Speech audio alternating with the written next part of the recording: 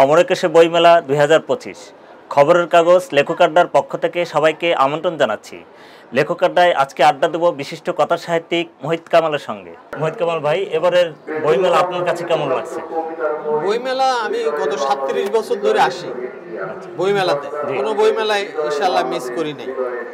হ্যাঁ, হয়তো দু একদিন এদিক ওদিক যেতে হয়, কিন্তু প্রতিটি বইমেলায় আসি। যখন এখানে বর্ধমান আজও ছিল বইমেলা, ঠাসাঠাসি করে আমরা গেট দিয়ে ঢুকতাম, সেই সময়কাল থেকে এই সময়কাল।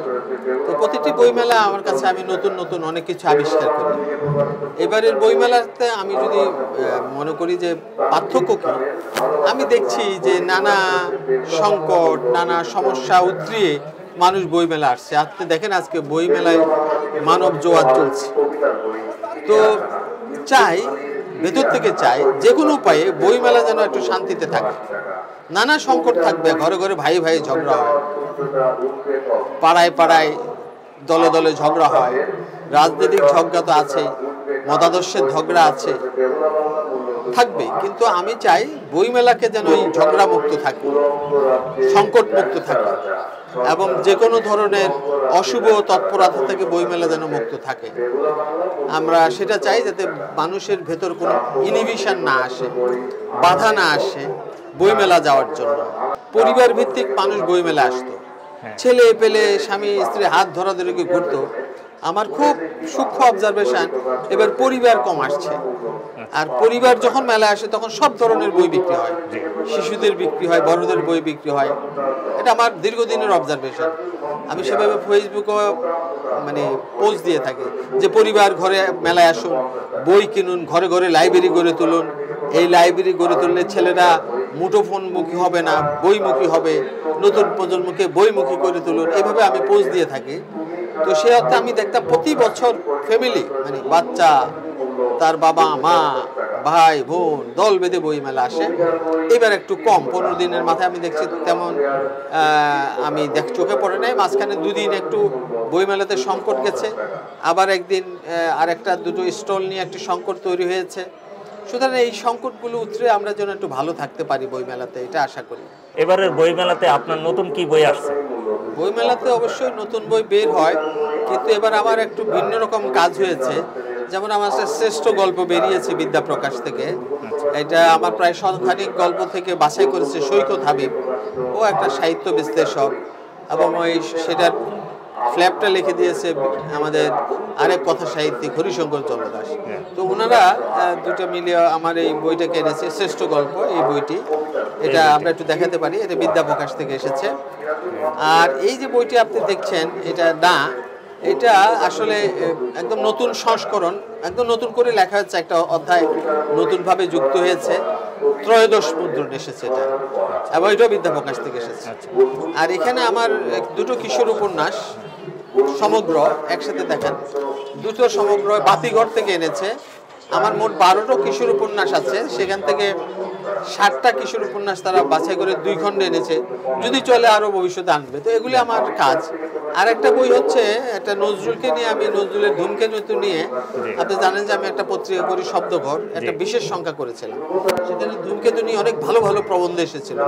সেগুলো এবং নতুন কিছু প্রবন্ধ নিয়ে আমরা একটু স্বপ্ন 71 নিয়ে আসছে, যে 100 বছর পেরিয়ে নজরুলের ধূমকেতু। আর একটা উপন্যাস আমি লিখেছি সমকালকে ধরে, সেটা শেষ করতে পারিনি, সেটা হয়তো সামনের বইমেলা আসবে, অনেক বড় ক্যানভাসে, অনেক বড় আকারে। বইমেলাতে দেখা যাচ্ছে অনেক বই সম্পাদনা ছাড়াই বের হচ্ছে।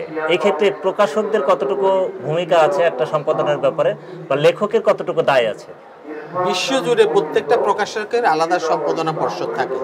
তো আমাদের তো সেরকম স্কিল ম্যান পাওয়ার নাই যে প্রত্যেক প্রকাশনা সেটা রাখবে।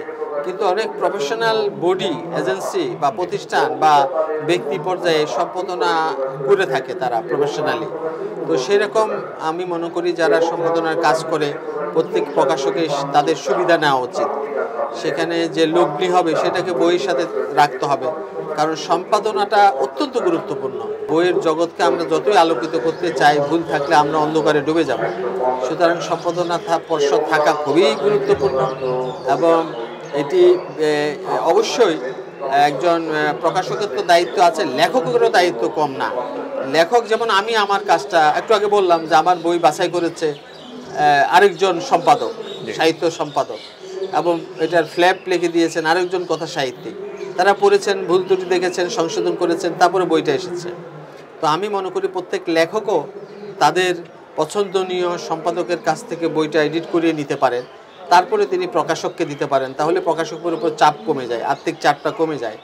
এটা আমার কাছে গুরুত্বপূর্ণ মনে হয়েছে। পাঠকদের অভিযোগ আছে যে তাদের মনের মতো বই পাচ্ছে না বইমেলাতে। তো এখনকার যারা লেখক, যারা কথা সাহিত্যিক আছে অথবা কবি আছে বা বিভিন্ন ধরনের যারা লেখালেখি করেন, তারা কি মনে করেন যে সময়ের সাথে বা পাঠকের চাহিদা অনুযায়ী বই বের করা উচিত?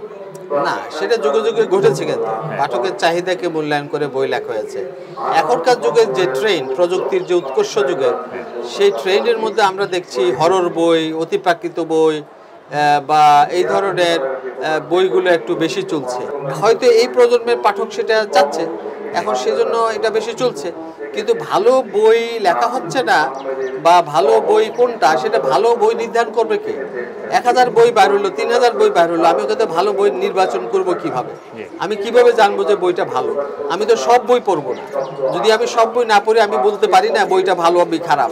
আমি যে বইটা পড়ি সেটা নিয়ে আমি বলতে পারি বইটা খারাপ কি ভালো। তো এরকম কিছু কিছু লেখক আছে যারা প্রতিষ্ঠিত হয়ে গেছে, ভালো লেখেন, সেই অর্থে আমরা যে বুঝে যাই অমুকের বইটা ভালো হবে, সেই অর্থে আমরা বলি যে অমুকের বইটা ভালো। কিন্তু আমি মনে করি যে এখন কিন্তু প্রতিষ্ঠান যেমন বই পোকা, অ আ ক ক, তারপরে যে বই পোকাদের আড্ডাখানা, ওরা বই পড়ে, বইকে রিভিউ করে, 30-40টা বই রিভিউ করে। আমি যদি মনে করি চাই বইটা আমি পড়বো, ওটাকে কালেকশন করলাম, যদি আমার ভালো লাগে তখন আমি ওটাকে ভালো বই বলবো। আমি না পড়ে না বুঝে বলি না, কিন্তু রিভিউ আমার দৃষ্টি আকর্ষণ করে। আমি তো সব বই দেখবো না, ভালো রিভিউ একজন ভালো পাঠকের দৃষ্টি আকর্ষণ করবে, সে সেটাকে কালেকশন করবে, পড়বে, তারপরে সে বুঝবে ভালো বই কি খারাপ বই। সুতরাং ভালো বই হচ্ছে না আমি বিলিভ করি না। আমি বিশ্বাস করি যে ভালো বই লেখা হচ্ছে, কিন্তু আমরা খুঁজে পাই না। আমরা তো সব বই দেখি না, গল্পলতা বলে দেখিচ্ছি হচ্ছে না, ভুয়া কথা। এই কথা বলার অধিকার আমার নাই। আগে আমি পড়বো, তারপরে বলবো কিছু হয়েছে কি হয়নি। বইমেলাটা হচ্ছে লেখক, পাঠক এবং প্রকাশকের জন্য একটা মিলন মেলা। তো এবার তো বইমেলাটা একটু ব্যতিক্রমী হচ্ছে, তো মনে হচ্ছে কি এরকম যে মিলন মেলায় বা আত্মিক একটা বন্ধনের সৃষ্টি হচ্ছে, এরকম কি লেখক হিসেবে আপনার মনে হচ্ছে? আমি বলি, সারা বছর ধরে লেখকরা লেখে, বইমেলাকে উপজীব্য করে, প্রকাশকরা তাদের লগ্নি খাটায়, টাকা খাটায়, তাদের তো এটা শিল্প, ব্যবসা, তারা বই প্রকাশ করবে।